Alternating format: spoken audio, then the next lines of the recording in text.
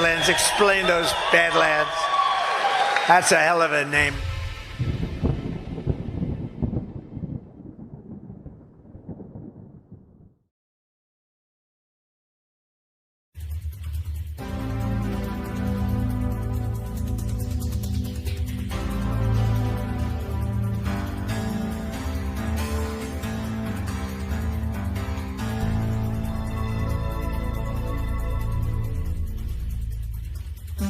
Good evening. Today is Black Monday, the day the Dow dropped more than 500 points. Please join me in welcoming George Soros. It's panic. Everyone's everybody would try to find a bottom. To stand up and do something, become really engaged in the electoral process in this country.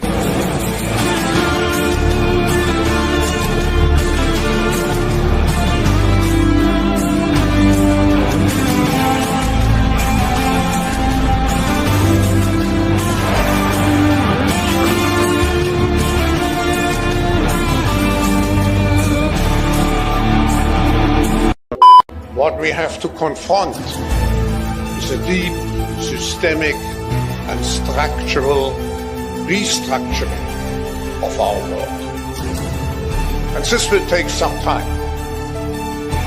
And the world will look differently after we have gone through this transition process. For centuries, they've been stuffing their stomachs with human flesh, and they've been stuffing their pockets with money.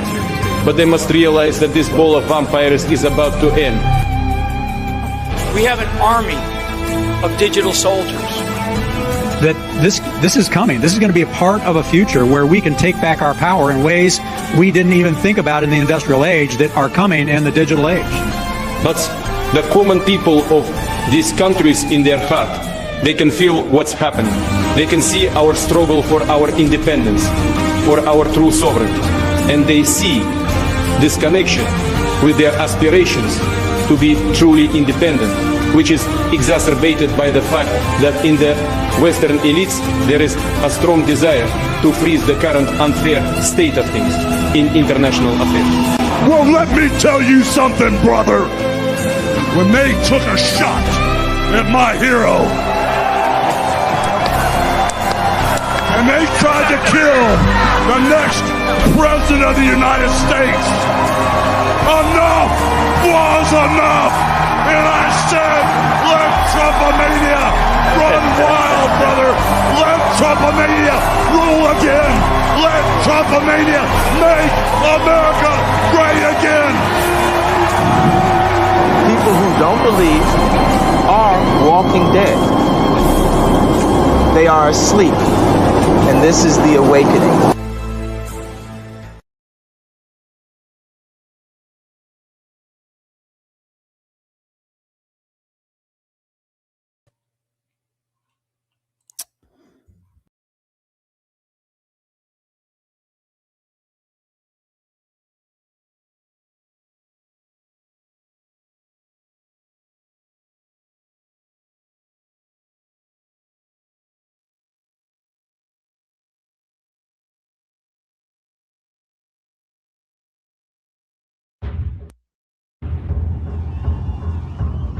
Following the collapse of the Soviet Union, the people of Chechnya began to seek full independence.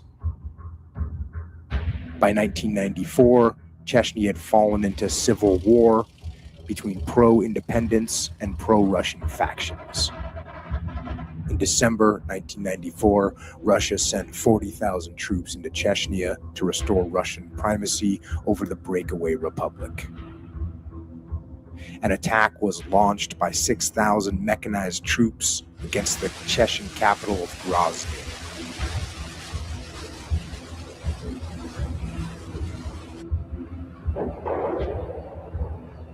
The sudden requirement to deploy to Chechnya, coupled with the unique supply problems posed by the weather and the urban environment, overwhelmed the already fragile Russian military logistics system. Instead of the anticipated light resistance, Russian forces encountered heavy resistance from the Chechens.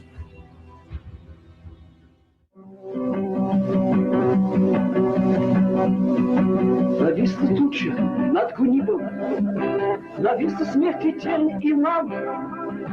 Мы вырвемся отсюда либо умрем, как подобает нам. Наш дух не уступавший силе привык мою свободу брать. И жить враги нас не учили и не научат воевать.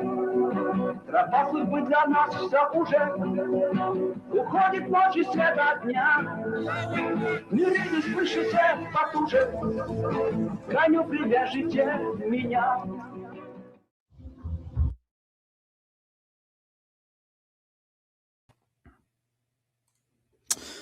All right.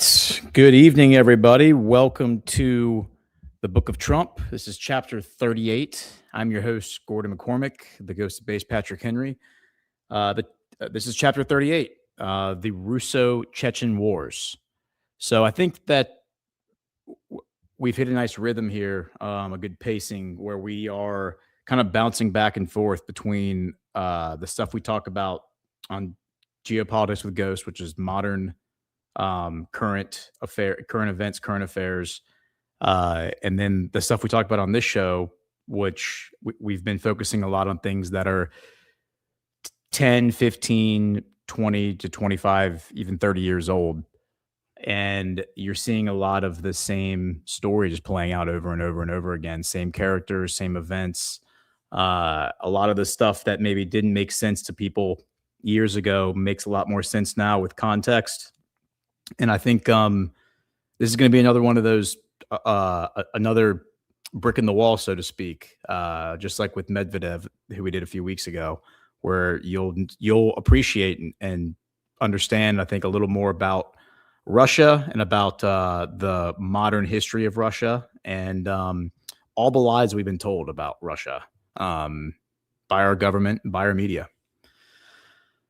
So let's see. With that said, let's start with a word from a sponsor. And that will be Goldco.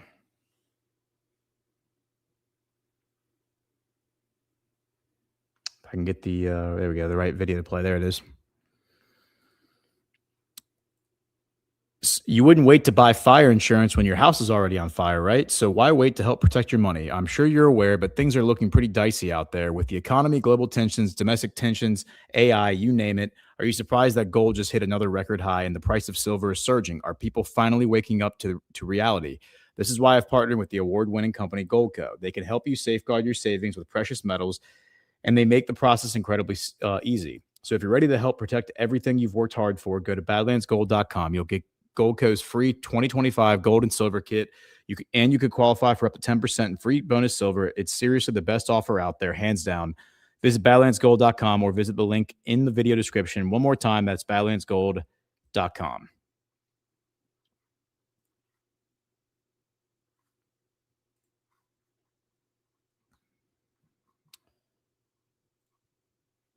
All right.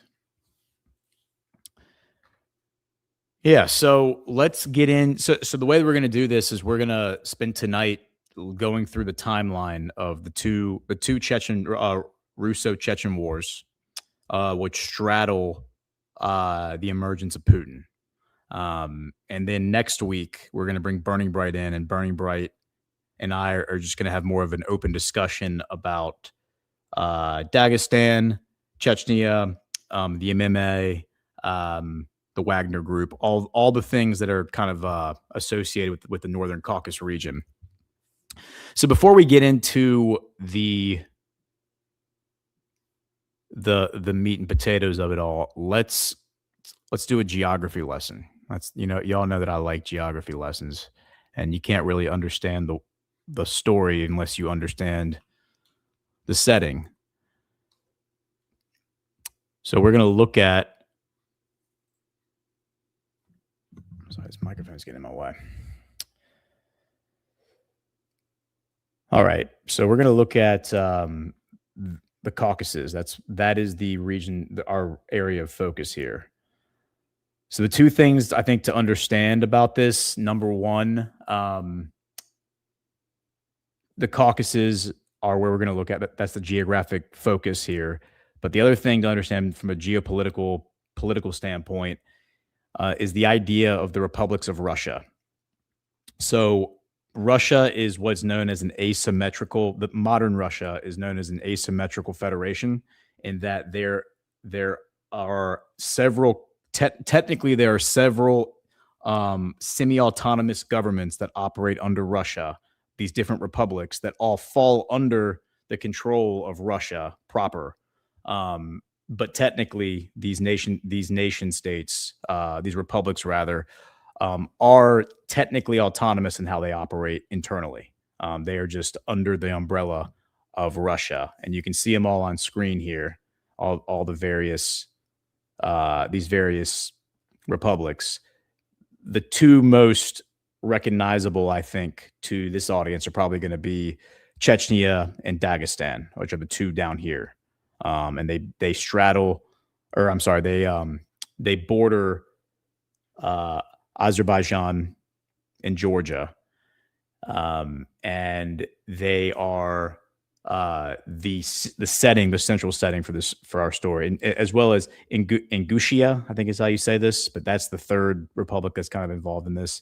And the way that this worked is that as the Soviet Union is unwinding in the late 80s, and it's becoming very obvious to people who are read in and understand the situation, that the Soviet Union is collapsing, and there's a glide path that's happening for that.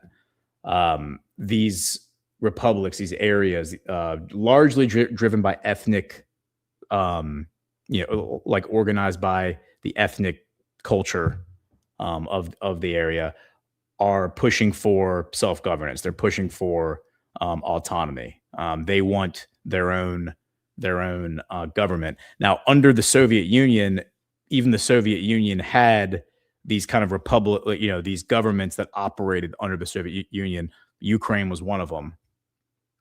And so this idea of the republics of Russia, this was something that came out of the Soviet Union. It existed before the collapse of the Soviet Union, just to some extent, although they weren't republics, obviously.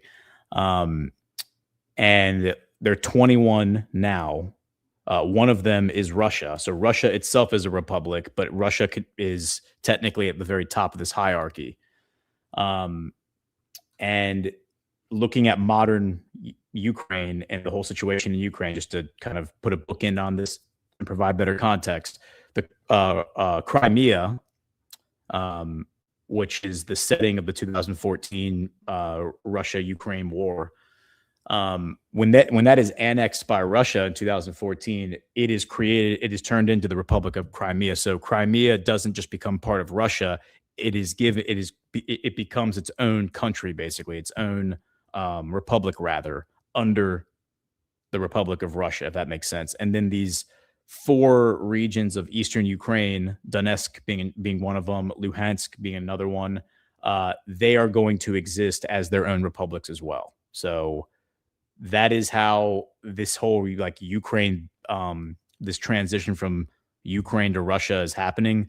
They're not just these territories that are being annexed by Russia from Ukraine are not just becoming part of Russia. They are going to exist as their own semi-autonomous government under the Russian government, meaning that they will have representation in the Russian Duma, their legislature. And they will have politicians in the Russian government, so to speak, but they will govern themselves mostly autonomously. And in fact, these eastern regions of Ukraine already do have their own senators, as I think we talked about that during the Medvedev episode. So when we talk about the Caucasus, what's really important to understand about them is the geography and the region of the world that we're talking about. I think I have a better map here. So you can see it's the land bridge that connects Russia proper to the Middle East. And during the reign of Catherine the Great, which is the end of the 1700s, you can think of it as the era of the American Revolution. While the American Revolution is unfolding Catherine the Great is the leader of Russia. She was great friends with Benjamin Franklin and an ally of the American colonists. So we consider her, as American patriots, we consider her a favorable figure. She's not well liked among mainstream academics, but that's because they're all Eastern European communists who hate Russia and hate people like Catherine the Great.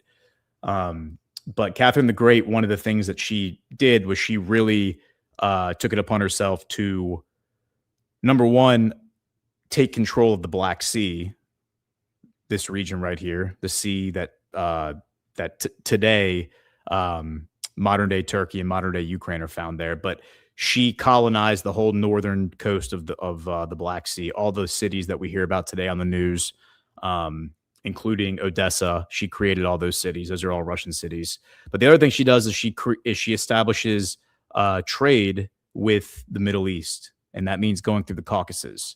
And so while the Caucasus were kind of a largely disregarded, border territory prior to Catherine, she really solidifies it and builds it up. And these long ancient rivalries that go back to the days of the Khazarian Empire, the Caliphate. So you had the Rashidun Caliphate, which is the caliphate that the Prophet Muhammad creates, controls from this white line right here, where you see this green dot, from this white line basically down. The Rashidun Caliphate controlled that, and then the Khazarian Empire controlled everything north. This would have been 600 AD, so this would have been 300 or 400 years before Proto-Russia exists. You have the Khazarian Empire, and then Proto-Russia basically ends that in the 900s, and then eventually they come into power.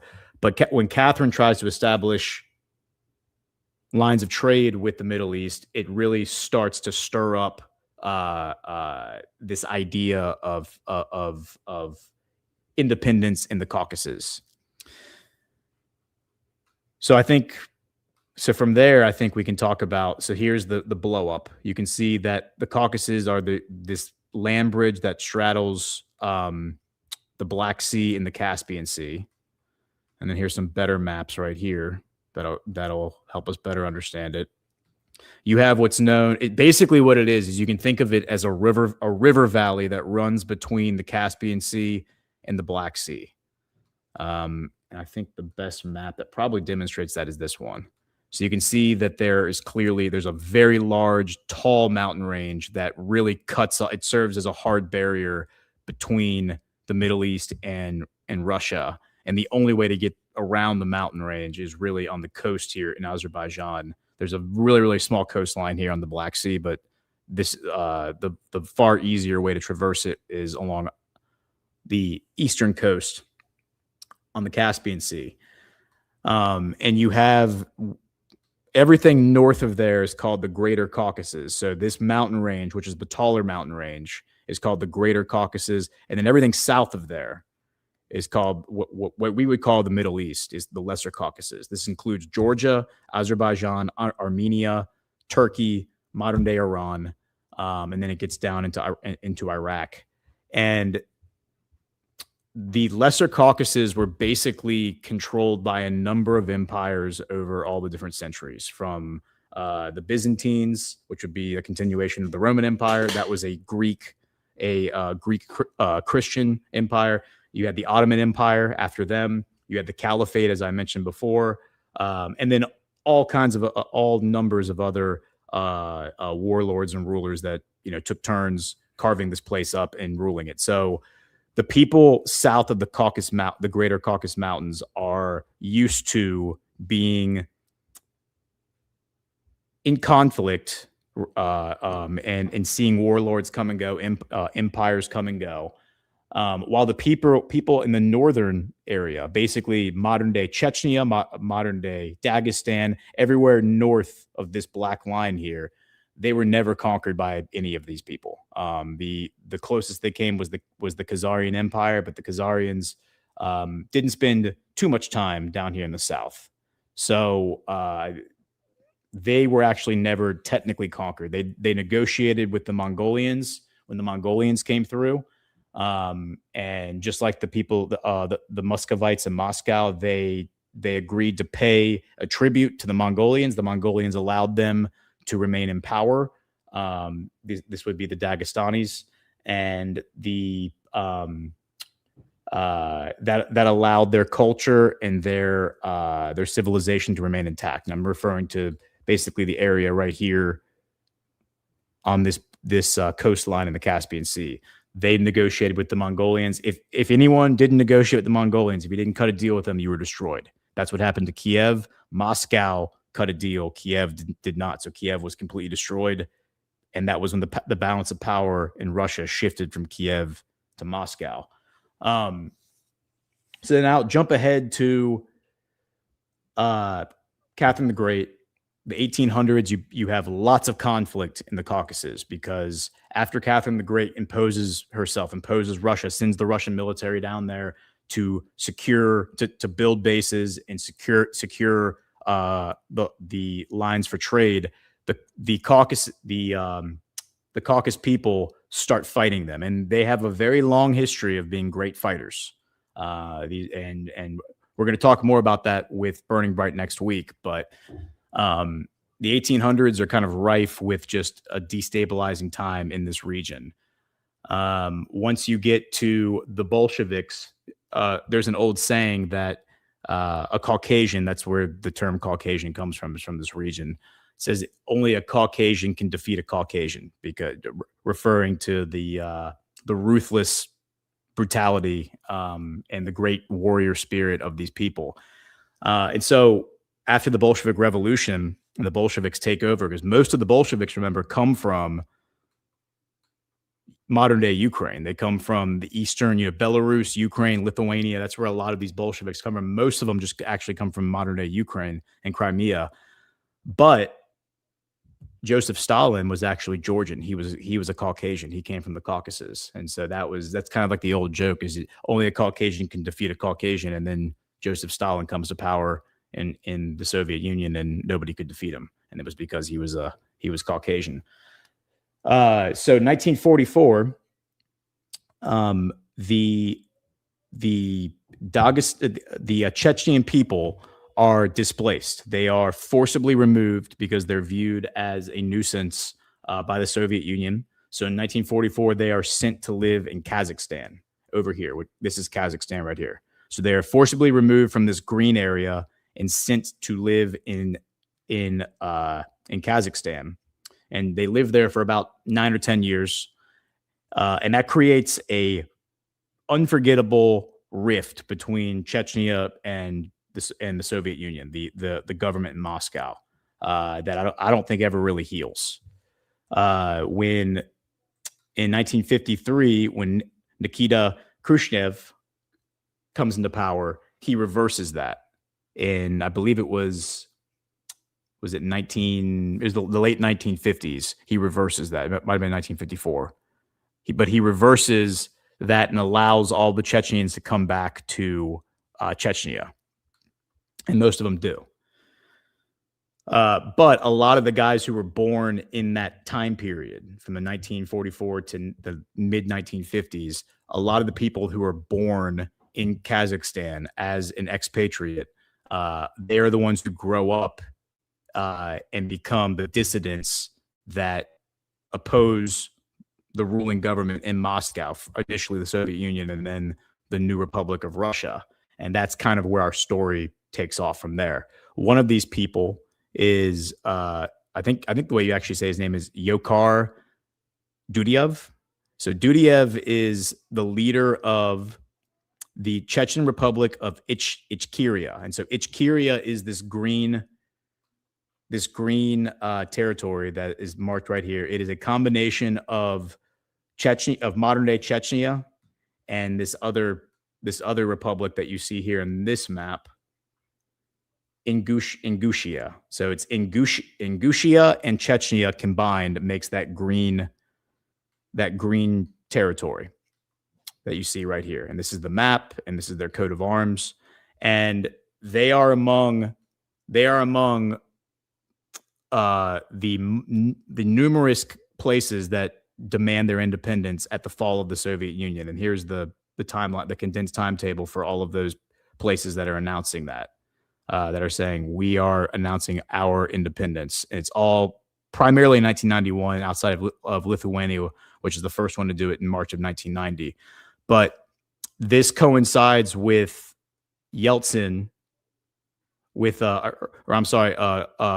Gorbachev leaving power and Yeltsin coming into power. So here's Mikhail Gorbachev, and Gorbachev comes into power in 1985, and he is a liberalizer. So he's liberating the Soviet Union. He's bringing in transparency, openness, creating a free market, transitioning away from communism. But he's not doing it aggressively enough in the eyes of some. Yeltsin, was viewed as a revolutionary compared to Gorbachev. Gorbachev recognized that things needed to go somewhat slow, because if you go too quickly, then the whole place catches on fire and it just leads to chaos. So he was trying to do it with pace. And so 1991, Yeltsin comes into power, June of 1991. And then in December, Christmas of 91, that's when he signs a proclamation dissolving the Soviet Union and creating 15 republics. And here's the list of the 15 republics that are created, which include Russia. So number one is Russia, and that entity, that political entity, becomes the legal successor to the state of the USSR.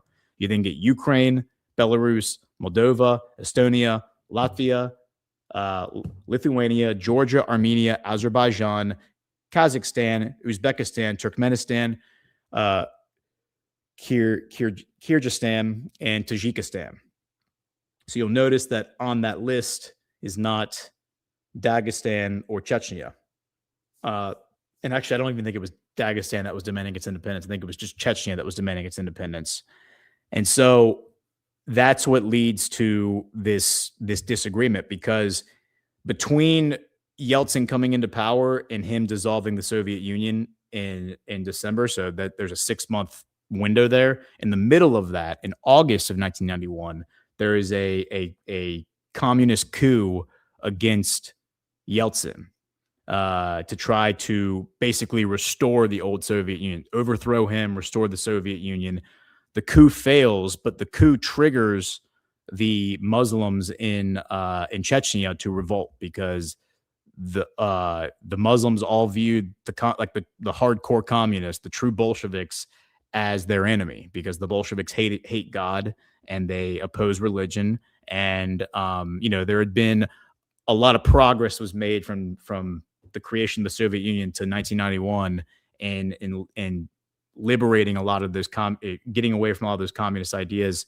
And the idea of going back to that was inexcusable and totally unacceptable.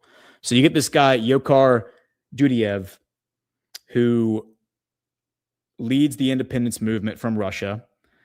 And he, along with a number of other Muslim leaders, create this republic and basically declare their independence from. They create a constitution and they declare their independence from Russia proper, and that is basically what leads to the first Russian or the first Russo-Chechen war, which we heard Jocko there narrate. Now I want to pull that video back in because I want to play a little bit more of it, and we're going to let a little bit more of this play to kind of get some more background on that first war. Oh, excuse me. Yeah, there it is.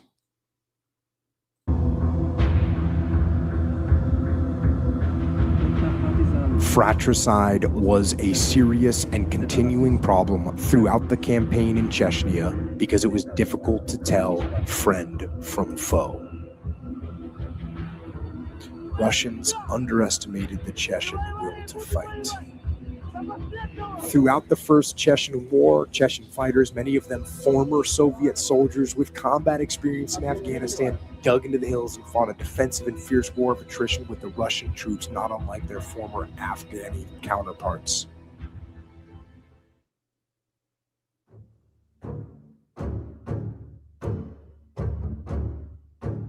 Chechens chose firing positions high enough or low enough to stay out of the fields of fire of the tank and BMP weapons. They assigned groups of RPG gunners to fire volleys at the lead and trail vehicles.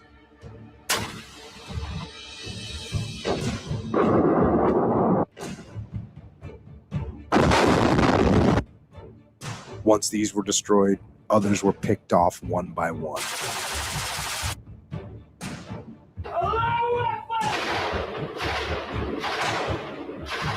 Synchronized ambushes confused the enemy to the point that he did not know where to shoot back. As a result, Russian units would start firefights between themselves. The Chechen teams would attack in shifts, some attacking while the others rested, so that a force of no more than 50 held entire battalions at bay, bottlenecked in the narrow streets and cities. Russian conscript infantry sometimes refused to dismount and often died in their BMP without ever firing a shot. Their weapons are makeshift. This is a machine gun mounted on a motorcycle sidecar. But their success is stunning. So far, the Chechens have kept Russia's army out of the center of Grozny. The Russian forces lost 20 of 26 tanks, 102 of 120 BMPs in the first 3 days of fighting. Both the physical and mental health of the Russian units began to decline almost immediately upon initiation of high-intensity combat.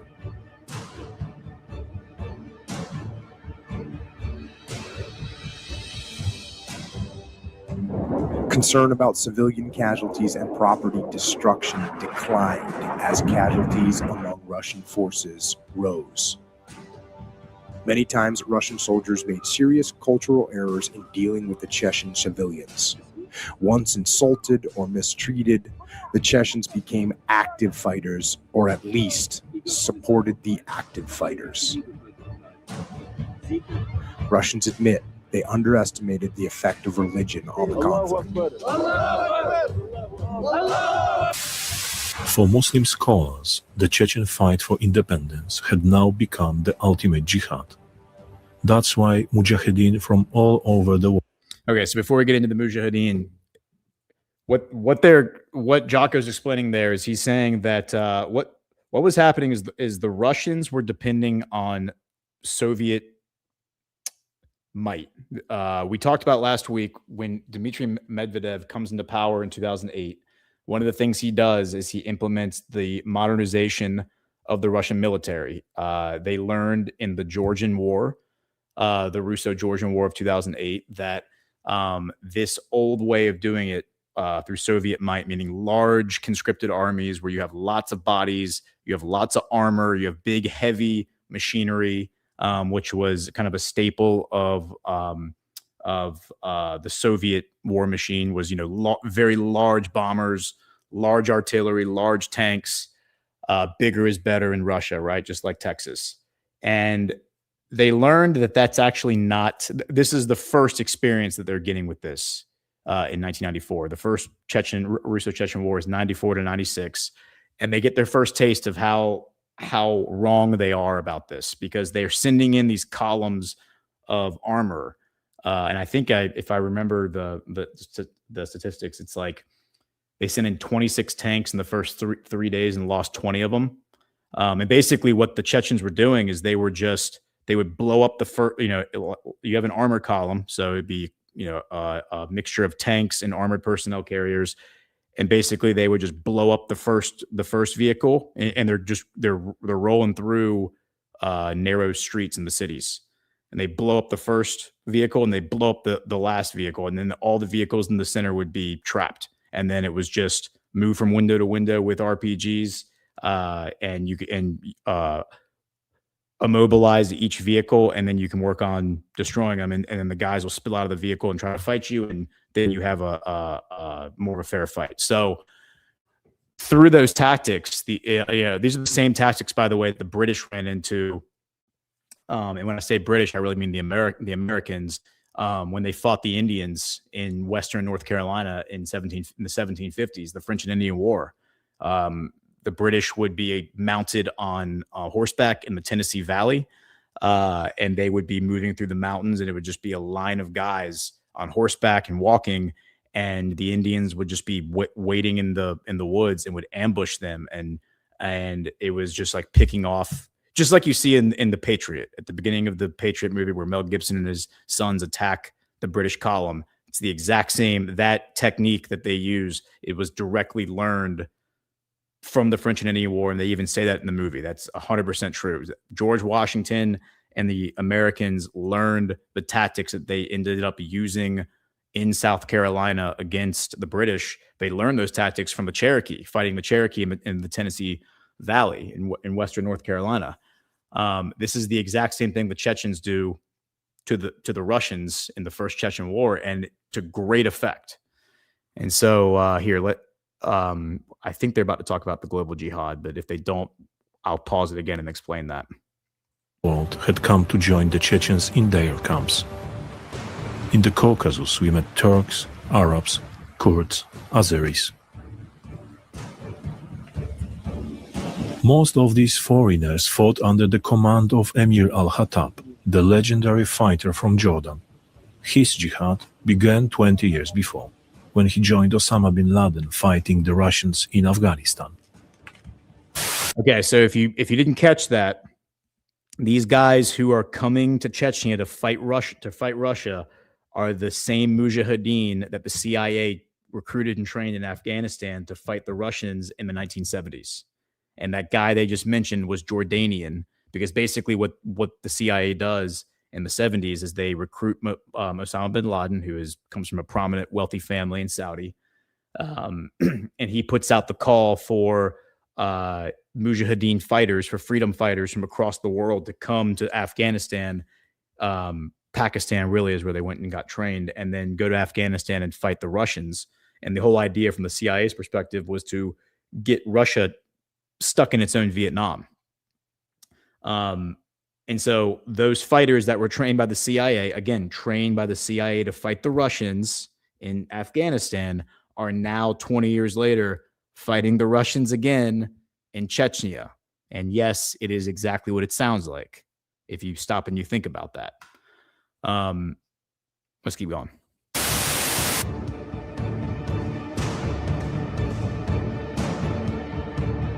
Some snipers aimed specifically at the groin, dealing a crippling and humiliating wound that resulted in a slow, painful death.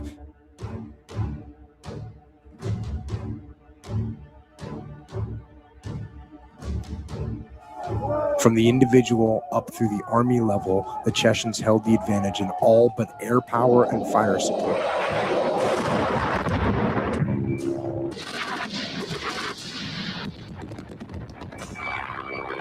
The most common response by the Chechens to the increasingly powerful Russian indirect and aerial firepower was hugging the Russian unit.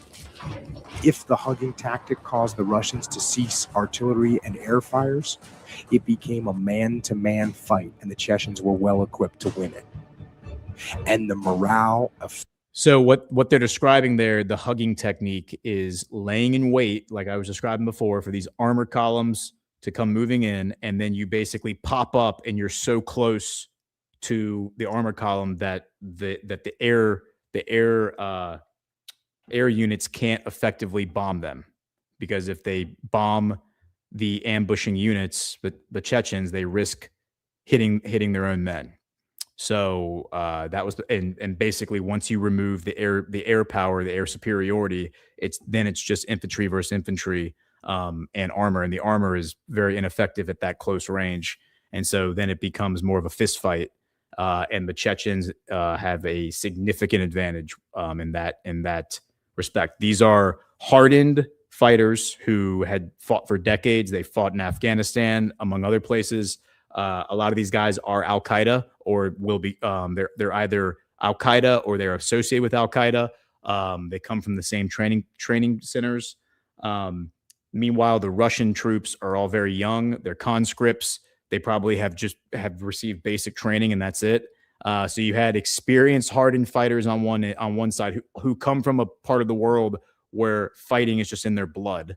And we're going to talk about that next week with Burning Bright, against kids who are basically conscripted and forced to fight and probably don't even really want to be there. And so the morale of the Russian troop collapses almost immediately. The first 3 days is pretty devastating for the Russian armor units. Effect was much worse on the Russians.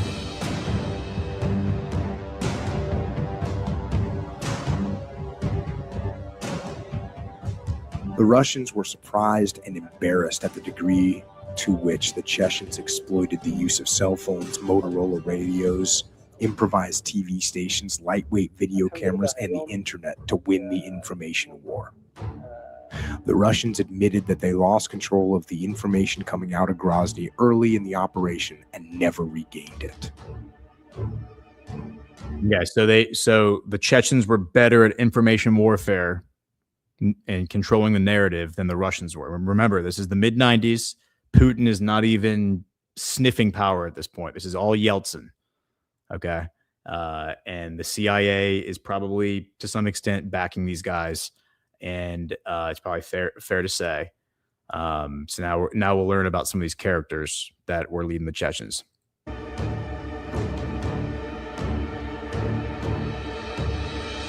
Each Chechen took seriously the notion that the center of gravity in the war was no longer the enemy's army, but rather the enemy's people.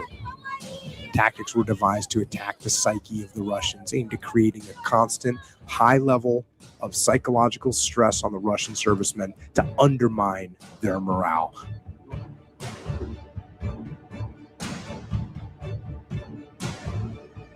Chechens were brutish, especially with prisoners.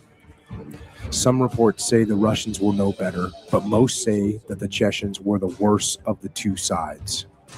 Whoever was at fault, the battle degenerated quickly to one of no quarter asked, none given.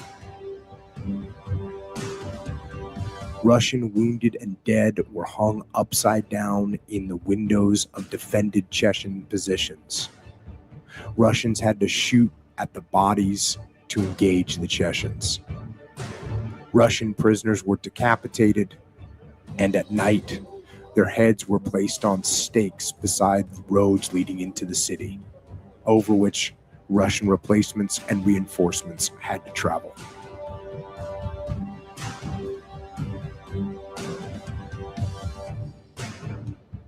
Failure to justify the nature of Russian military intervention in Chechnya resulted in low morale. Hardened by a united sense of purpose in driving out the invader, the Chechen troops terrified and terrorized the Russian troops, slowly bleeding out their morale and willingness to fight. The large-scale lessons of Chechnya lie in these areas. It showed again the limited effectiveness of heavy weaponry in urban terrain, and, by extension, the crucial importance of well-trained, well-led, well-equipped, and highly motivated infantry. It proved again that a society judged primitive or chaotic by Western standards can still generate a tremendous fighting spirit and very effective military discipline. This is not a new lesson.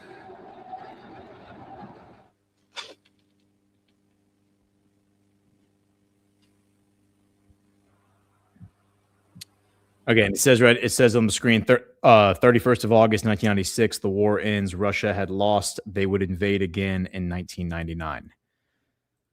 All right, so let's talk about some of the things that are happening here. Some of the characters. So we talked about Dudayev.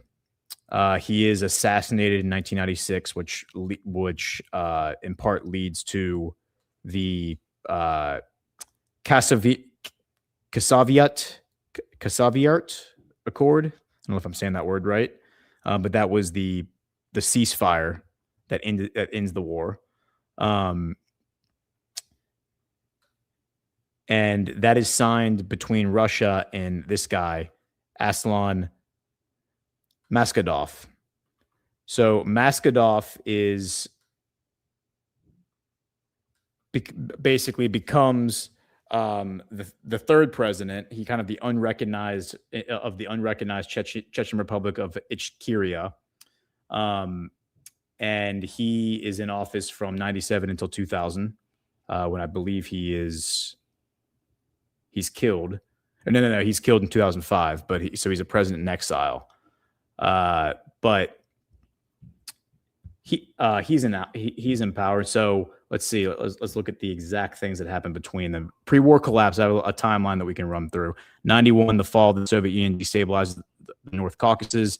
Dudayev seizes power in Grozny. That's the capital of Chechnya. Chechnya declares independence from the Russian Federation, which is never recognized internationally. In between 92 and 93, Russia collapses into a constitutional crisis under Boris Yeltsin. Chechnya builds a de facto independent state outside of Moscow's control. The rise of arms trafficking, kidnappings, militant networks. Chechnya becomes basically a lawless place where if you're not being oppressed by the government, you're being oppressed by crime lords. And that goes on for a few years until 94 when the Russian army invades. That's December of 94. They expect it to be a 3-day operation, and basically the 3-day operation, they just get their asses kicked. 94, 95, you have the Battle of Grozny. So the Battle of Grozny is kind of the major, like the main conflict of this first war. If I have a map here of where Grozny is. Yeah, Grozny right here. So Grozny, what they do is they do a three-prong attack where they send in, they send in regiments from the north, the east, and the west. And the idea is that they're going to do like a blitzkrieg, basically move in as quickly as they can, just like the Germans did at the beginning of World War II, overwhelm their front lines, and basically give them an out to escape south to the mountains.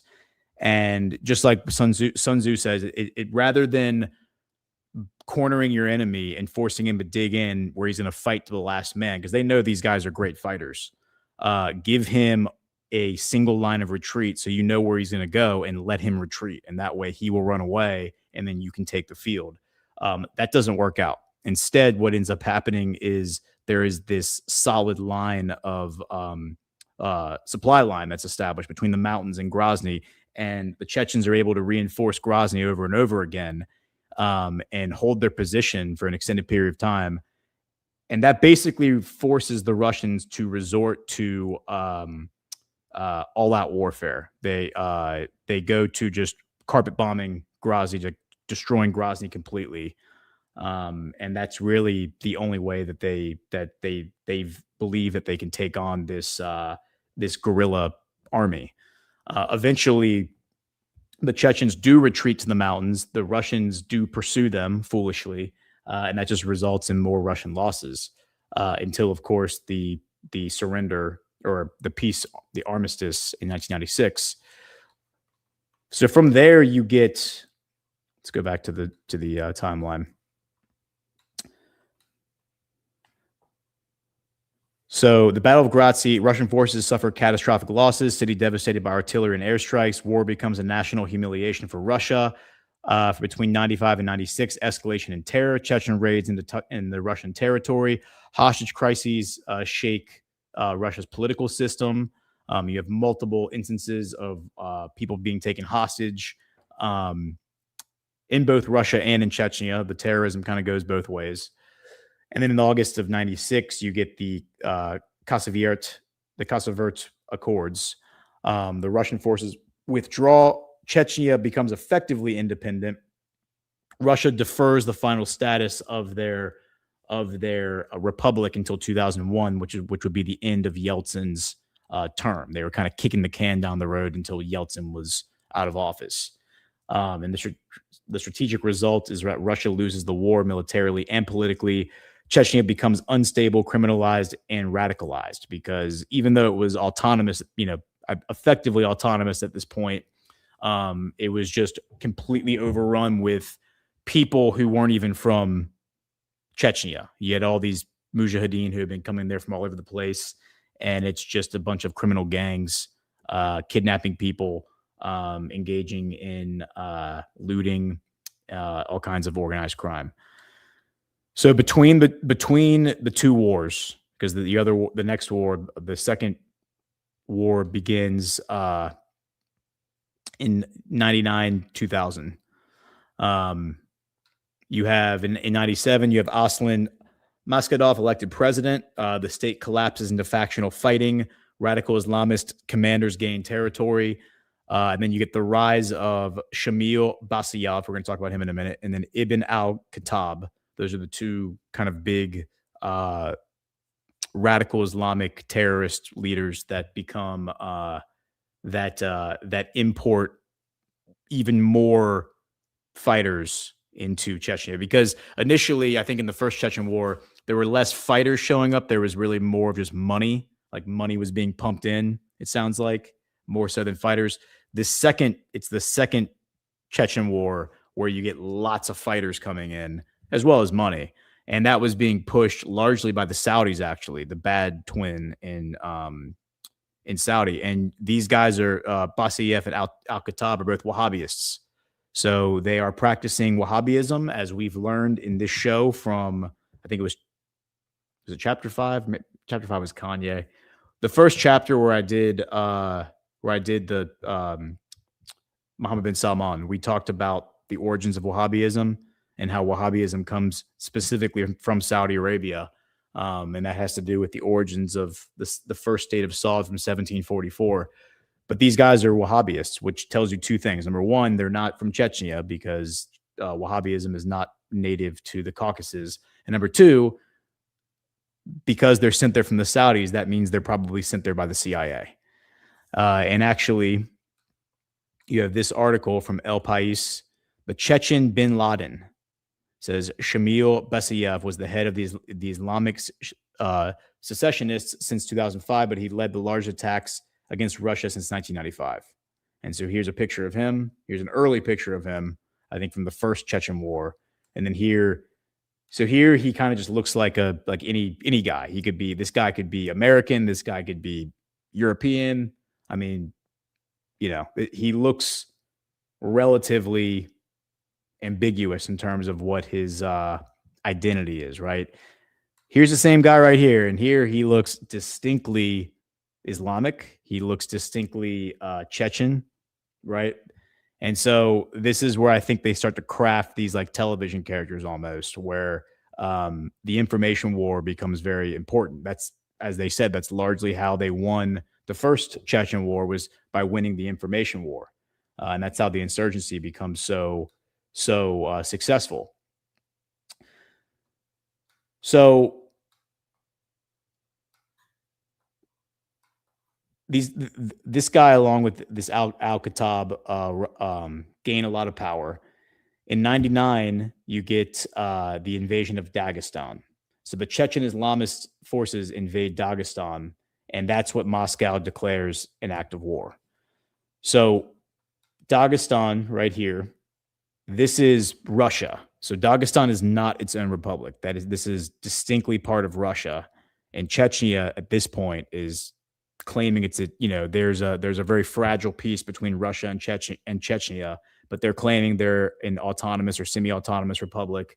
And then they invade Dagestan, which is Russian. And remember, Dagestan is Muslim, as is Chechnya. I actually have a map here that gives you a breakdown of the religions. The purple on this map is Christian, like traditionally Christian, and then the green are Muslim. And this reflects and represents where the caliphate controlled back in 1,000 years ago, and where the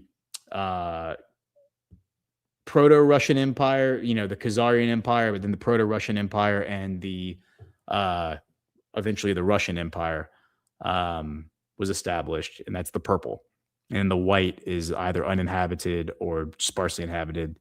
And there's a really small little Buddhist sliver up here. But you can see Dagestan is all green, as is Chechnya.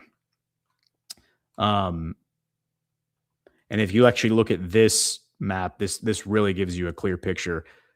Azerbaijan is actually below sea level. I thought that was interesting. Like this is like total lowlands.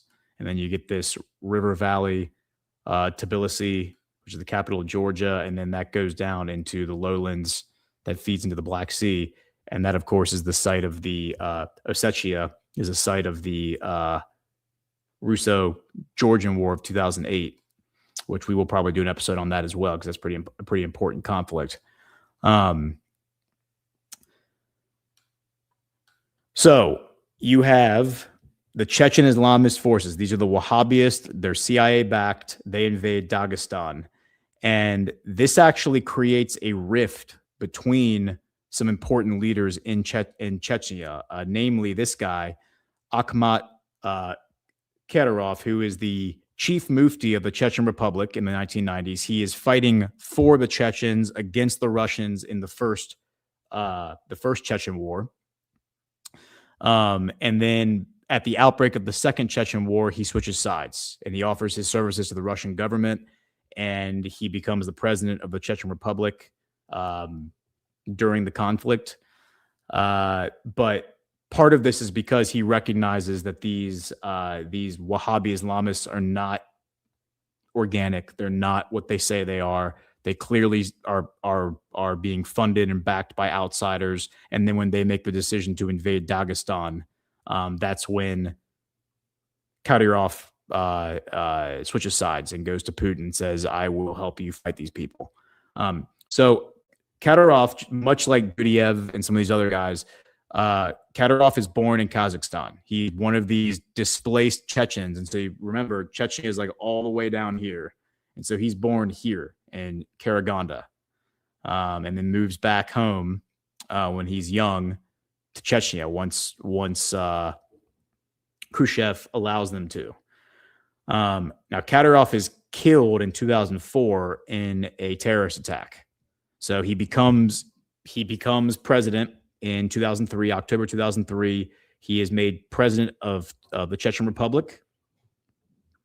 And he is then assassinated in May of 2004 by Chechen Islamists in Grozny, a bomb blast during a memorial parade. And his son takes over as the president of Chechnya, and that is Ramzan Kadyrov. So I do want to play another video that I have that I think will explain who these guys are, because these guys are extremely important when it comes to understanding this conflict. And so let's play this clip. Where is that clip that I have?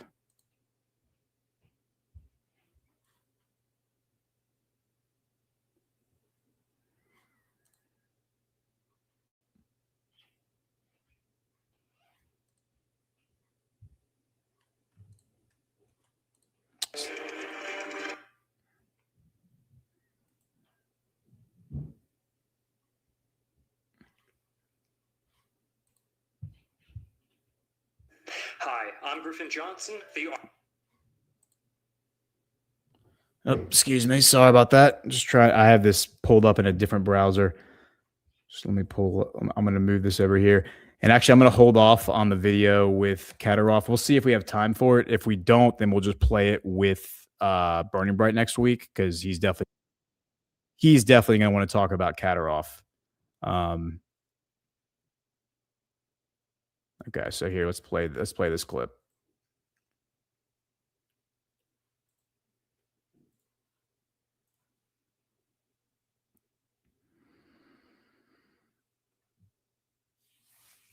Remarkable but costly victory for pro-independence Chechens. The 1996 Basayev Accords led to the withdrawal of Russian troops from Chechnya and the breakaway region's de facto independence. But Chechnya was utterly devastated after the war. The infrastructure was largely destroyed, the economy was in shambles, and poverty was widespread. The male population of Chechnya was armed after the First War and had no intention of giving up their weapons to the authorities. Chechen field commanders were largely uncontrolled by the Chechen government. Extortion, kidnapping, and illegal profiteering from oil became common. Attempts to restore order by the secular leaders of Chechnya, Aslan Maskhadov, elected president in 1997, were in vain.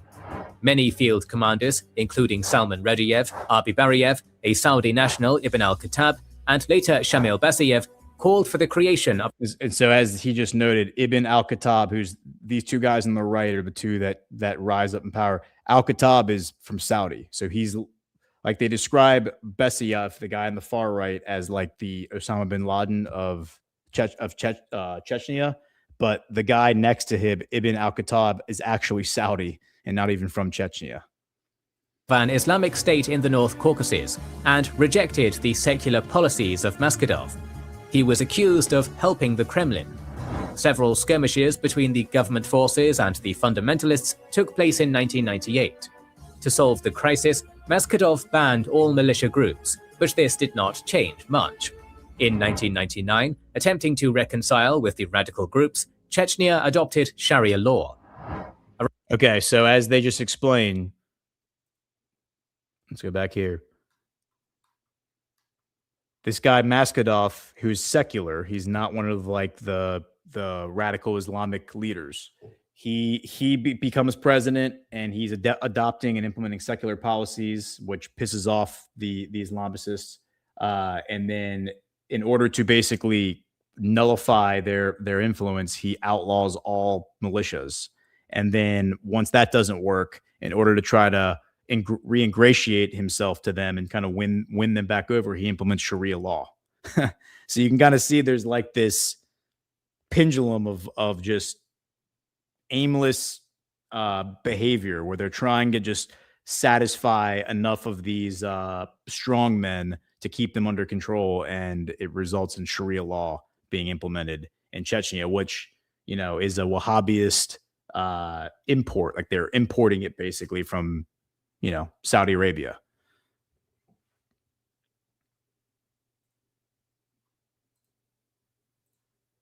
Around the same time, the envoy of the Russian Ministry of Internal Affairs, Gennady Shpygin, was kidnapped at Grozny airport, indicating that things were spiraling out of control.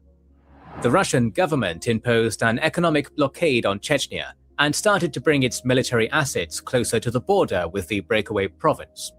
Fundamentalists regularly attacked the Russian troops and policemen along the border with Dagestan, raising further tension. Arguably, their worst mistake was the incursion into Dagestan in August 1999. A group of some 2,000 men, primarily foreign Islamist fighters led by Shamil Basayev and Ibn al-Khattab, invaded Dagestan, occupied several villages on the border, and proclaimed a Sharia-ruled state. Aslan Maskhadov condemned the incursion, but it was too late. The local population mobilized, and together with the Russian forces, defeated the fundamentalists, who retreated back. So do you see how, like, Maskhadov, who's the guy who's technically the president of Chechnya, whether or not he was like an organic, earnest leader, or he was plugged in by an intelligence agency from the West, you can see how these other guys, Basayev and al-Khattab, they are absolutely undermining whatever Maskhadov is trying to do. So if Maskhadov is earnestly trying to create a new republic, these Islamic, like radical Islamic leaders are coming in and doing an incursion into Russia and undermining him, basically provoking a war between Russia and Chechnya. Back to the mountains of Chechnya. While the fighting was still going on, a series of events shook Russia to its foundations. In the space of 16 days, 5 bomb explosions, including 3 explosions in Moscow, killed over 300 people. Russians felt angry and unprotected. Many later likened the impact of these explosions on Russians to the impact of 9/11 on Americans. Then along came a man who gave everyone an easy answer. The chief of the FSB, a successor organization of the KGB, Vladimir Putin, largely unknown to the Russian public, who became prime minister 4 days after the Chechen incursion into Dagestan, blamed these explosions on Chechen terrorism. Since some Chechen field commanders and foreigners fighting in Chechnya had already used terrorism as a tool, it was a convenient explanation for many. Some, later assassinated Russian journalists, conducted their own investigations to... And you have to remember, there's so many YouTube documentaries out there like this. The algorithm will always push you toward one that is anti-Putin. They're all anti-Putin. They all hate Putin. They all hate Russia. So this guy is absolutely casting Putin in a negative light, and he's doubting Putin. But Putin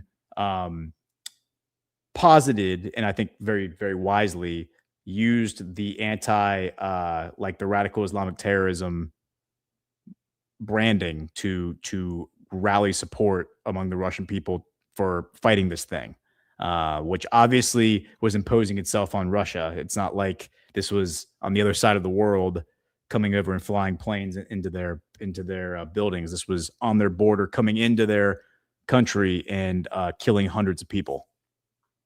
Refute these accusations. But the most glaring blind spot in Putin's story about Chechen terrorists blowing up Russian apartment buildings was the Ryazan incident. Okay, so yeah, that's just more of that. Let's see if we can get to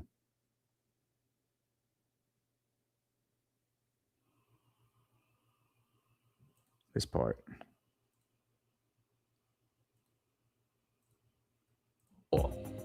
In early September, the Russian leadership made a decision to conduct a military operation in Chechnya. On September 6th, the Russians started to bombard what they claimed to be Chechen military infrastructure. On September 18th, the border with Chechnya was blockaded by Russian troops.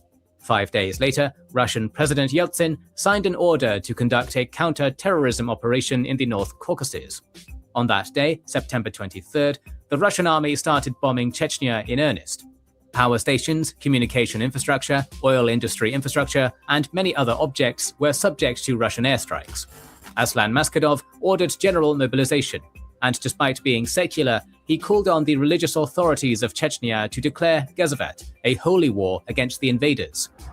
However, the political scene in Chechnya was extremely fractured on the eve of the Second Chechen War, which even led to several skirmishes between Maskhadov loyalists and his opposition.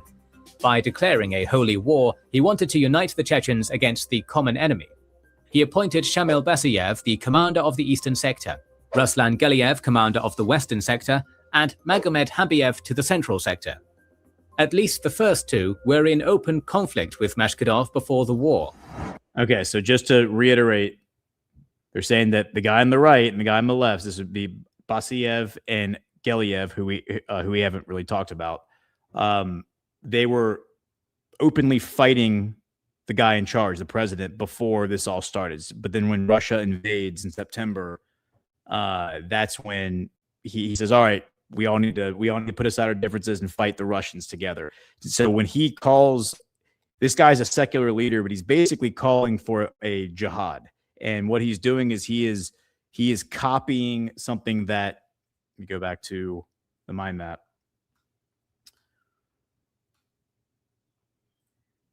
Something that Kadyrov does in the First Chechen War. Kadyrov wisely calls for a jihad, a global, like a jihad against Russia in defense of Chechnya, and that's what leads to these fighters coming in there and helping them fight Russia, because he calls for a jihad. Okay, so this guy is basically trying to copy what Kadyrov is doing, except he's a secular leader. He's not even, connected to these networks. Were in open conflict with Maskhadov before the war. Chechnya had some 10,000 fighters, with almost half of them waiting for the Russian army in the capital Grozny. According to different estimates, the Russian army had 80,000 to 100,000 men deployed to the border with Chechnya. Colonel General Kazantsev, the commander of the joint grouping of Russian forces in the North Caucasus, was appointed the commander of the Russian army in Chechnya. The Russian army was divided into the eastern grouping, commanded by Lieutenant General Gennady Troshev, the western grouping, commanded by Major General Shemanov, the northern grouping, commanded by General Kachev, and the Grozny grouping, commanded by Lieutenant General Bulgakov. Unlike the First War, this time the Russians were more prepared. They had been organizing a unit specifically trained for mountain warfare. Okay, so they're going to explain some of the tactics that they're going to use. Remember, we've talked about this with Colonel Oak when he comes on, and maneuver warfare, hybrid warfare, and what didn't work for them the first time. And what didn't work for them the first time was using World War II tactics. This was the first major conflict that Russia had really fought, that involved cities. They had fought the Mujahideen in Afghanistan, but that was, desert warfare. This was urban warfare, which they hadn't really fought since World War II. Dagestan actually is Dag is a Persian, I believe it's Persian word for mountain, and stan is obviously a Persian word for land. So land of mountains, the mountain lands. That's what Dagestan actually means. It's all mountains there. So they started developing units that were specifically trained to fight in the mountains, and the collaboration between the different divisions, branches of the military, they'll explain that here. According to Michael Orr, the responsiveness of the Russian Air Force to requests of the ground forces was much better. In general, cohesiveness between different branches of the Russian army was on a much higher level. A notable detail is that the main political spokesman for the war from Russia was not President Yeltsin, but Prime Minister Putin. During the war, he once promised to follow terrorists everywhere and wipe them out in the shitter if they catch them there. After heavily bombing Chechnya for a few days. So that's, you could compare that to like George Bush and his rhetoric, but again, the difference here is that these terrorists are actually coming in, like crossing the border into Russia, coming into Russia and killing Russians. So it's very different, I think, from what happened with 9/11 and that whole story. The Russian army launched its ground assault on September 30th. Just like in the First War, the initial goal of the Russian army was to capture the relatively more straightforward terrain north of the river Terek. The northern grouping advanced towards Kalinovskaya and Shelkovskaya, while the eastern grouping advanced from Kizlyar towards Terek. In mid-October, the western grouping entered Chechnya from Ingushetia. The Russian progress was swift. By October 16th, the Russian army was in control of the area north of Terek. The Chechen groups were resisting, but apparently their main focus was on the capital, Grozny, and they intended to make a stand there, similar to the First War. So now things are shaping up the way they did in the First War, and the Chechens are basically like, all right, we'll fall back to Grozny, the capital city, and we'll basically just make our stand there just like we did in the First War, and that worked very well for us the first time, so we'll just do that again. Calls to the Russian government to talk and to NATO to somehow stop the war were ignored. Chechens were on their own against a much better prepared enemy. After reaching Terek, the Russian army started the second phase of its operations, capturing the ground around Grozny and isolating the capital from the rest of Chechnya. On October 18th, the Russian army crossed the Terek and started closing in on Grozny. The city was under heavy bombardment. On October 21st, the central market of Grozny was bombed under the pretext of selling illegal arms. Up to 140 people were killed in one of the worst cases of civilian bombing in the Second Chechen War. The humanitarian corridor enabling Grozny residents to leave the city was targeted by the Russian airstrikes too. Gdemys, one of the biggest cities of Chechnya, was given up after a few days of fighting by the religious leader of Chechnya, Mufti Ahmad Kadyrov, in early November. At this point, this is 1999, Kadyrov is still technically fighting for the Chechens. Yeah, he hadn't defected yet and gone to Putin. Kadyrov fought against the Russians in the First Chechen War, but this time decided to side with them, which was a sign of things to come. Yes, so this is when he does that. This is only a few months into the war, and he goes to Putin and basically says, I'll help you. November and December, the Russian army captured Achkoy Martan, Urus Martan, Argun, Kankala, and Shali. With the capture of Shali by mid-December, So see what they do that's different this time from the First War is they actually do send their units south to cut off a potential supply line from the mountains to Grozny. Encircled Grozny. The Chechens were inflicting losses by ambushing the Russians, but they could not stop the progress of the overwhelming Russian force. Now the price was Grozny. In the First Chechen War, the Russian army's plan for Grozny was to encircle it from three sides and leave the south open. They hoped that Chechen fighters would be overwhelmed and forced to flee to the mountains to the south. Instead, this plan allowed the Chechens to reinforce Grozny's defense. This time, Grozny was blockaded from all sides, as the Russian army closed in on the Chechen capital from 5 directions: from the northeast near the Sunja River, from the east along the airport and Kankala, from the south and southwest, and along the northwestern road. As early as December 6th, the Russian army offered Grozny residents the chance to leave through the humanitarian corridor, warning that those who remained would be considered combatants. This demonstrated the intention of the Russian command. They were going to destroy the city without any regard for civilian life. On December 15th, the Russian army made its first significant attempt to capture Grozny. The eastern grouping advanced from the military base in Kankala with several tanks and armored personnel carriers. They were stopped in the Minutka Square, where the Chechen forces destroyed at least 7 tanks and 8 armored personnel carriers, according to witnesses. The Russians had to withdraw. But towards the end of December, the Russian army restarted its assaults on Grozny and gained some ground, despite fierce resistance by the Chechens. On December 17th, the 20th Motor Rifle Division was deployed to the Chechen-Georgian border to prevent any supplies coming from Pankisi Gorge. By early September, the Russians captured Argun, defeating Ibn al-Khattab's group. On January 9th, the Chechen groups caught the Russians by surprise, counterattacking and regaining Argun in this sector and Shali south of Grozny. But this was arguably the last big success of the Chechen forces. In a few days, the Russians recaptured both towns and took Vedeno under their control. By early February, the Russians successfully completed the operation in the south by capturing Itim-Kale. This was another major blow to the Chechen resistance, which was now cut out of an important supply line. On January 17th, the Russian army started a major assault on Grozny. They quickly gained ground and a day later captured the bridge on the Sunja River in the middle of the city. Grozny was under intense shelling, and the whole city was a combat zone. Under heavy pressure from the Russians, a few thousand Chechen fighters tried to withdraw to the south beyond the Sunja River in late January, but lost a lot of men to Russian fire and minefields. On February 6th, Putin announced the capture of Grozny. Now, the Russian army was going to fight in the mountains to defeat the remaining Chechen rebels. The Russians created the central grouping to assist in this effort. By late February, the western grouping blockaded Kharsenio, while the eastern grouping blockaded Uluskert, Dachibozoi, and Yarish Madi. In early March, Gelyev's battalion was defeated in Komsomolsk. The Russians declared victory and the end of the military phase of the counter-terrorist operation in Chechnya. The Mufti of Chechnya, Ahmad Kadyrov, was appointed the head of the country by the Russians. The remaining Chechen fighters engaged in guerrilla warfare for a few years, but Putin was confident enough in the situation to remove the army from Chechnya in January 2001.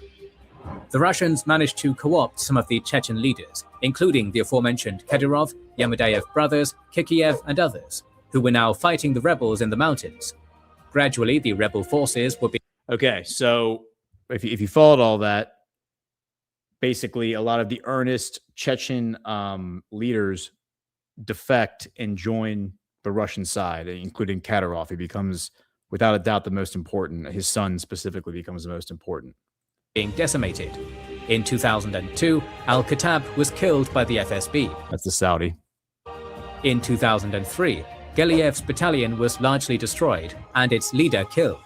In 2005, Aslan Maskadov was killed in Tolstoy Yurt. In 2006, Shamil Basayev was killed. It was not completely smooth for the Russians and pro-Kremlin Chechens. Basayev organized several terrorist attacks in Russia before being killed. Kadyrov was killed in an explosion in 2004, and he was replaced by his son, Ramzan Kadyrov, who has since become one of Putin's closest allies. In 2009, the counter-terrorist regime in Chechnya was abolished by the Russian government. Chechnya is still under the iron grip of Ramzan Kadyrov, who rules the country with zero tolerance for any opposition and minimal interference from the Kremlin. Unlike the First War, during the Second War, the Russian government managed to co-opt important groups of the Chechen elite and gave them full power in Chechnya in exchange for nominal recognition of Russian sovereignty over the country. Chechnya still receives 300 billion rubles annually, according to the latest numbers. Okay, so I think maybe we'll spend the last few minutes talking about Kadyrov because that'll set up the conversation we're going to have with Burning Bright next week. And I'm wondering, I have two different videos. I'm wondering if one is better than the other. Because one of them's, I don't know if, no,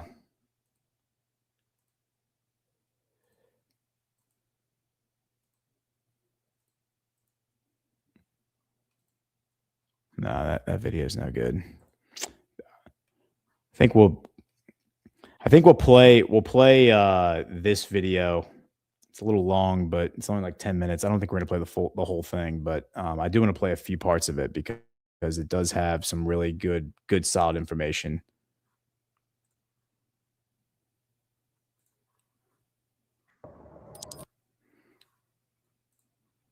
And again, like, you have to remember this. The title of the video is how this warlord is using MMA to build an army. So, is there bias against this guy? Yes, there is, from the guy who created it. But it does have some pretty good information as long as you're able to put a filter on the information and not take every single thing they say exactly as they say it. These are some of the most feared soldiers in Russia. They're called the Kadyrovsy. And they kidnap, torture, or murder anyone deemed a threat by their leader, Ramzan Kadyrov. He's the dictator of Chechnya, a tiny semi-autonomous republic in southern Russia, and Vladimir Putin's most loyal ally. In 2022, when Putin invaded Ukraine, he needed Kadyrov's help. So Kadyrov gathered his Kadyrovsy and happily obliged. Мы готовы воевать против них. Я заявляю официально, самые горячие точки в Украине, государстве и республике будут занимать именно чеченские бойцы. So for those who are only listening, he says Chechen fighters will be in Ukraine's hottest spots. These are, by the way, these are the guys. This is the Russian Special Forces. These are the Wagner Group, the Russian Special Forces. This is what we're going to be talking about with Burning Bright next week. But Kadyrov also commands the loyalty of a different kind of fighter, mixed martial arts fighters. Over the last decade, Kadyrov has built his own influential MMA operation. The problem now is some of those men are in this video, preparing to march off to Putin's war in Ukraine. This story feels like it is straight out of a movie. The relationship between Kadyrov's regime, his government, his militia, and mixed martial arts is indisputable. So what exactly is Kadyrov using MMA for?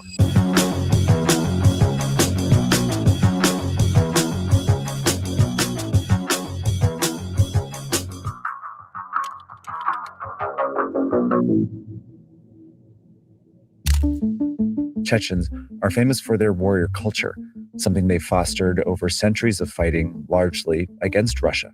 They resisted rule by the Russian Empire starting in the 18th century, and they were persecuted under the Soviet Union in the 20th. When the Soviet Union collapsed, Chechnya was kept inside the new Russian Federation. But many Chechens began to fight for independence. Ramzan Kadyrov's father, Akhmat Kadyrov, was one of them. He led a militia called the Kadyrovsy. In 1994, when Russia invaded Chechnya, Kadyrov and his militia helped repel them. In 1999, Russia returned, but this time, Kadyrov didn't fight back. He was a devout Muslim, like most Chechens, but he opposed extremist fundamentalist fighters that were joining the resistance. I want you to think about that.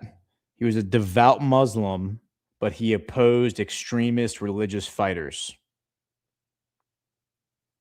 See, it's like you take... All you have to do to understand the lies that our government tells us about the Middle East is just go examine Russia.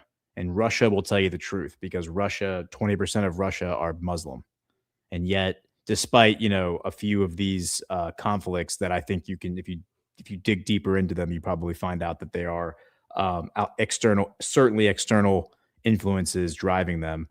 For the most part, they don't have any of these issues in Russia that we have in the West with radical Islamic terrorism or anything like that, because there's a history there, and they also understand what it is and how to get rid of it. And what it is a creation of Western intelligence agencies. The Russians convinced him to switch sides, and he and his men helped it reconquer Chechnya.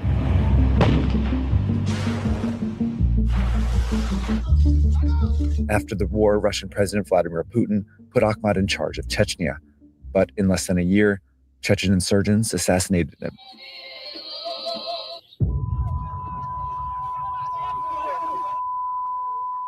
The Chechen warrior culture was still alive and threatened to drag Russia into a third war.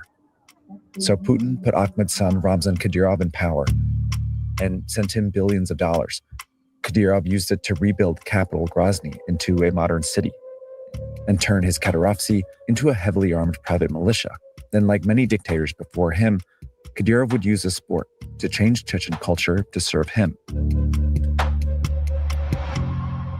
Now, if you've been a subscriber for Search Party for a while, you know that this is a major theme here. Politicians have always used sports for their own ends, but I've yet to cover an example of them using it so directly as what's happening right now in Chechnya. For this story, I scoured websites and social media from Chechnya, Russia, and dozens of other countries. But I was reminded that my information was safe and secure thanks to my... We're going to skip this guy's ad, but I do want to hear a little bit more of what he says, because he provides some good intel here. Like the Chechens, several other ethnic groups in the Caucasus have a similar warrior culture. So it shouldn't come as a surprise that they all share a passion for combat sports, particularly wrestling. Some of the best wrestlers in history come from this region.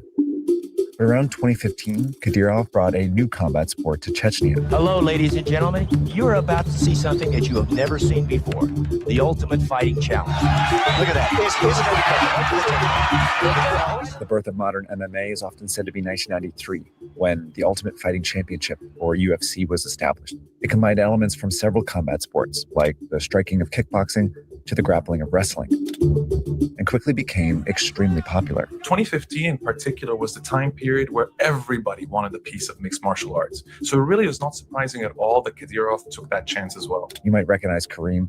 I interviewed him last year about Saudi Arabia's sport washing master plan, but he's best known for being one of the first journalists to investigate what Kadyrov saw in MMA. MMA is still the newest of these sports. It helps incorporate this idea that no, we are badasses, we are supreme warriors, and that's a great mentality to instill into people that you're trying to completely re-socialize. Around 2015, Kadyrov established Chechnya's first MMA gym and named it Fight Club Ahmed after his father, and he soon grew it into a pipeline for developing talented fighters. On the first level, thousands of Chechen boys join the gym and learn to fight. The most talented are signed to an official team roster, where Kadyrov pays them to train and represent his gym in competitions. He also began signing Caucasus-born professional fighters to his team. Some of them eventually made it into the UFC, the pinnacle of MMA. Kadyrov began lavishing these fighters with gifts in exchange for their loyalty.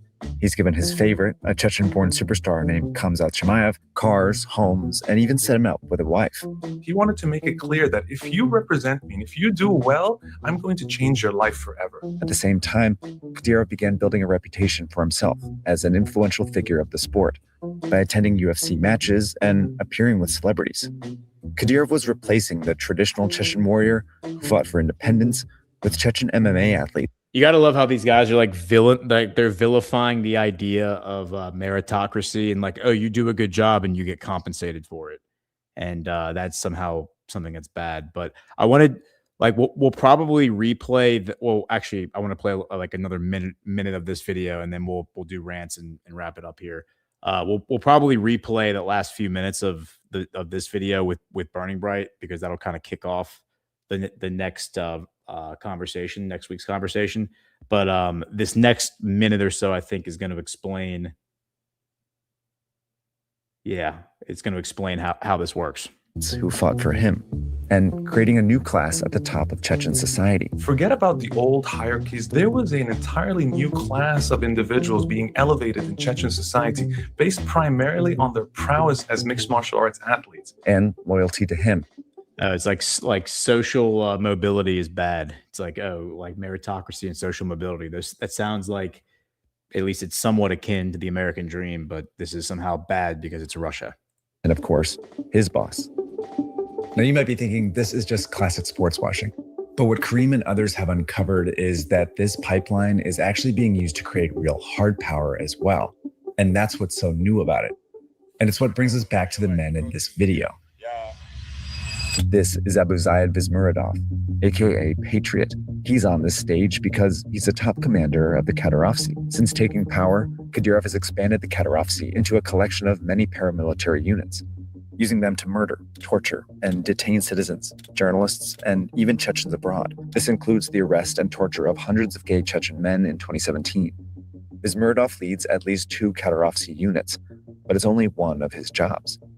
He's also the head of Fight Club Ahmed. And it's not a coincidence. I don't think anything is a coincidence when it comes to Ramzan Kadyrov, Sam. Kadyrov is only interested in a select few people to emerge from Ahmed MMA who will go on to represent him for that form of state prestige. Absolutely everybody else is fair game. Fair game to be recruited. Over the last few years, Kadyrov's regime has begun funneling men from Fight Club Ahmed into the Kadyrovsi, using MMA to fuel his private army. And he's not keeping it a secret. Kadyrov frequently promotes an Ahmed fighter named Beslanushikov because he's also a special forces soldier. And this man with the machine gun is a former UFC fighter who Kadyrov eventually made Deputy Prime Minister of Sport and Youth Culture. These men represent what Kadyrov believes is an ideal Chechen man. And what Kadyrov was really saying was, this is a perfect Chechen for me. All right, so these that's enough from these clowns.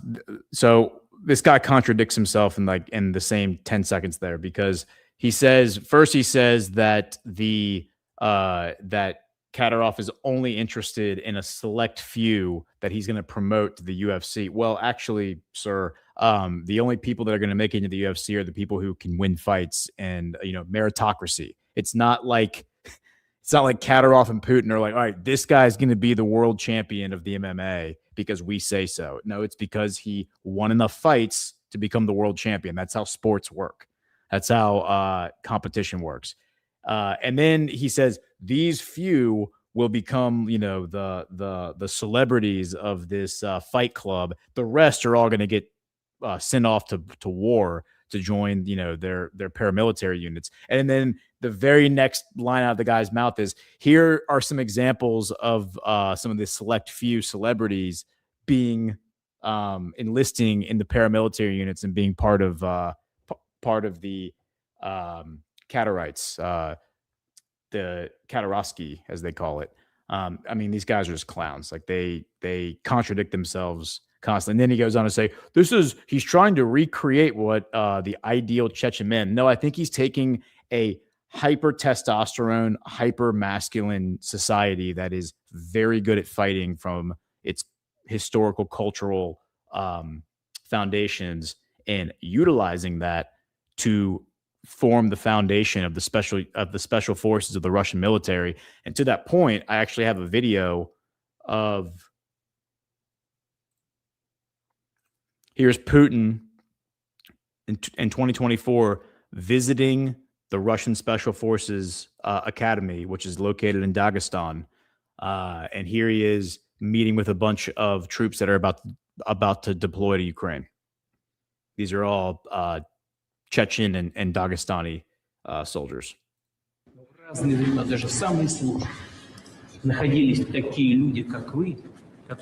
And I'm going to read what he says because this is all in Russian. So for those who are just listening, you can be involved. He says, at different times, even in the most difficult, there are people like you who do not spare themselves for the sake of their homeland and for the future of our people. And it's very pleasant that you and I meet now and you take for yourself a difficult decision.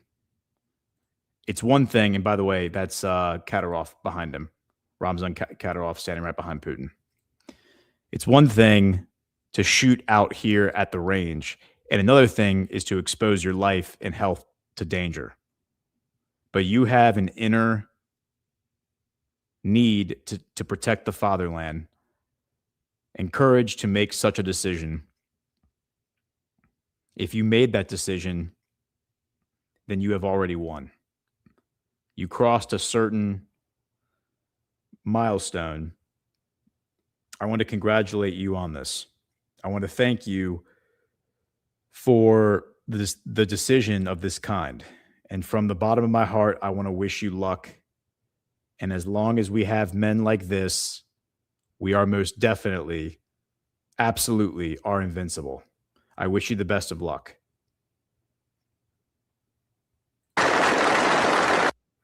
Yeah. So, beta males like the guys in that video aren't going to really understand like power projection. They think that it's weird that, the military would want strong, masculine, manly men to be fighting their wars. Why can't you just get a bunch of blue-haired land whales to fight your war for you? Well, because that's not exactly how it works. But we're going to talk about that more with Burning Bright next week, because Burning Bright obviously has spent a lot of time thinking about the Dagestani Chechen culture, and obviously with his background, he's talked about that plenty. So hit the thumbs up, guys. I'm going to do a few ad reads and then we'll hit rants and get out of here. We have Soft Disclosure. Soft Disclosure just dropped new favorites for the season. The lotion, your 5-ounce favorite, is still here. And now we've added full 11-ounce bottles. New Lavender Tea Tree Deodorant, clean, calm, and effective. New Tallow Bars, Chamomile Lemon Rose and Naked. Rich moisture that actually works. And now the lineup is complete. Beard Oil in unscented and spiced vanilla. Palo Lip Balms, available in Chamomile Mint, Vanilla, Naked, and Vanilla Tangerine. Palo Bar Minis for pocket-ready hydration. Available in Vanilla Coffee and Naked. And finally, Lavender Vanilla Lotion. Clean, calm, and made to work. Visit softdisclosure.com. Use code Badlands and get 15% off. Soft Disclosure, for truth you can gift.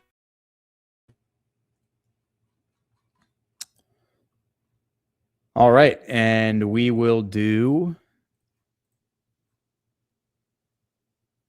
the Badlands store, which is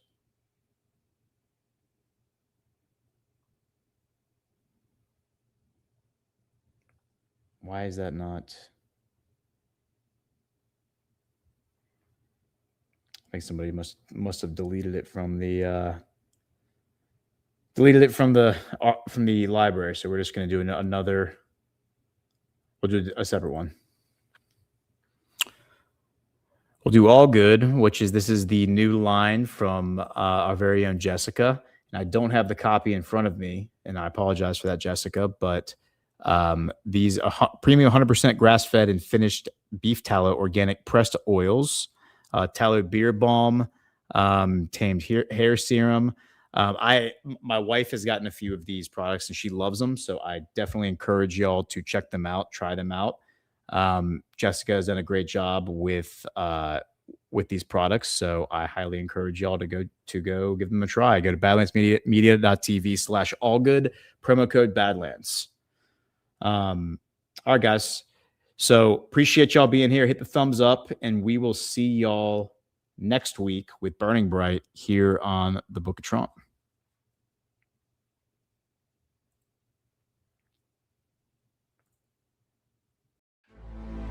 Thank you so much for joining us, and don't forget to hit the thumbs up on this video. And a special thank you to all of our advertising partners. Please remember to shift your dollars to support those businesses that support Badlands Media.